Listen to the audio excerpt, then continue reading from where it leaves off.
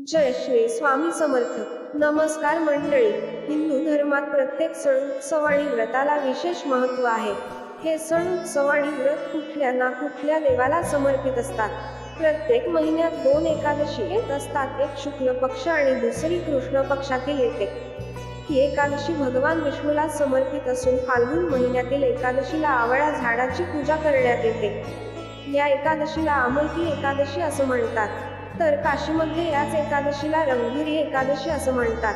पौराणिक कथेनुसार आमलकी किंवा रंगभरी एकादशीच्या तिथीला भगवान शंकर आणि माता पार्वती यांचा विवाह झाल्यानंतर ते काशीमध्ये आले होते। त्यामुळे या दिवशी भोलेनाथाचे भक्त रंग, अबीर आणि गुलालांची उधळण करण्यात येते।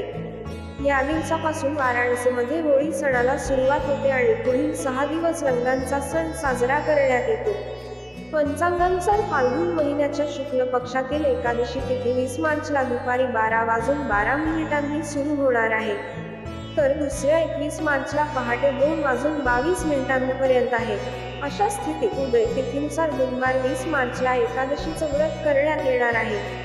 रंगभरी एकादशीच्या पूजेचा शुभ मुहूर्त 20 मार्चला सकाळी 6:25 पासून सकाळी 9:27 आमलकी एकादशी किंवा रंगभरी एकादशीचं व्रत या दिवशी सोडा। एकादशीचे व्रत हे गुरुवार 21 मार्चला दुपारी 1:41 पासून ते 4:07 तुम्ही उपवास सोडू शकता। आमलकी एकादशीला सकाळी लवकर उठून आंघोळीनंतर स्वच्छ वस्त्र धारण करावे। आता घरातील मंदिराची स्वच्छता करून भगवान विष्णूची आराधना करा। हातात पाणी घेऊन व्रताचा संकल्प घ्यावा। भगवान विष्णूच्या मूर्ती किंवा फोटोचं पूजन करा। आता विष्णू सहस्त्रनाम पाठ वाचावे। विष्णूला आवळा अर्पण करायला विसरू नका।